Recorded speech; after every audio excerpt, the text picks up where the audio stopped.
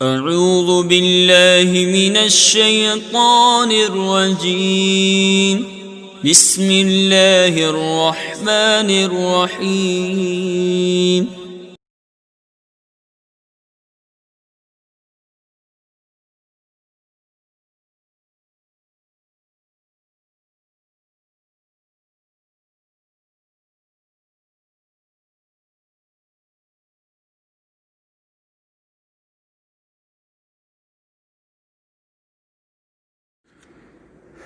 معزز طلبہ کرام، اسم اور فعل کی علامتیں آپ کو بیان کی جا چکی ہیں اور اب آپ کو حرف کی علامات بیان کی جائیں گی۔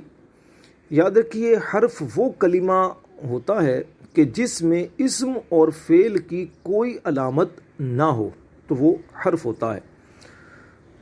اسم کی کوئی علامت ہوگی تو اسم، فعل کی علامت ہوگی تو فعل۔ اگر کسی کلمے میں نہ تو اسم کی علامت آپ کو نظر آئے نہ ہی آپ کو فعل کی کوئی علامت نظر آئے تو آپ اسے حرف کہیں گے۔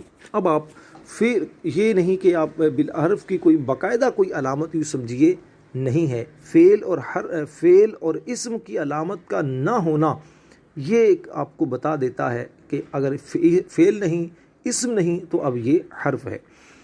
اچھا، حرف جو ہوتا ہے یہ دو اسموں کو یا ایک اسم اور فعل کو ملانے کا فائدہ دیتا ہے۔ دو اسموں کو ملانے کی مثال دیکھیے، جیسے التلمیذ فی المدرسۃ، طالب علم مدرسہ میں ہے۔ اب التلمیذ یہ بھی اسم ہے، المدرسہ یہ بھی اسم ہے۔ اب دونوں اسموں کو ملانے کا فائدہ کس نے دیا؟ فی حرف نے۔ اچھا، اسی طرح ذہبت بالکتاب، میں کتاب لے گیا۔ اب اس مثال میں بھی دیکھیے، ذہبت یہ فعل ہے اور الکتاب یہ اسم ہے، تو فعل اور اسم دونوں کو ملانے کا کام وہ با حرف نے دیا۔ با یہ حرف ہے، بالکتابی کتاب۔ با کا معنی، با کا ترجمہ کبھی ساتھ کیا جاتا ہے، کبھی میں بھی کیا جاتا ہے، کبھی با کے اور بہت سارے معنی ہے۔ شرح میں اطوامل جب آپ پڑھیں گے تو پھر آپ کو با کے بارے میں معلومات ہوں گی۔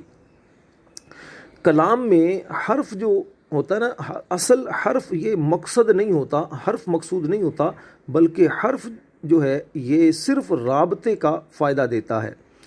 اچھا، ایک اور بات ذہن نشین کر لیں کہ حروف تمام کے تمام یہ مبنی ہوتے ہیں، حروف یہ مبنی ہوتے ہیں، مورب نہیں ہوتے۔ مزید انشاءاللہ اس کی تفصیل آگے بیان کی جائے گی، تو بہرحال ان چیزوں کو ذہن نشین کر لیں، انشاءاللہ اس سے آپ کو بہت فائدہ ہوگا۔ صلو علی الحبیب صلی اللہ تعالی علی محمد۔ اپنے بھائی راشد نور مدنی کو اپنی دعاؤں میں ضرور یاد رکھیے۔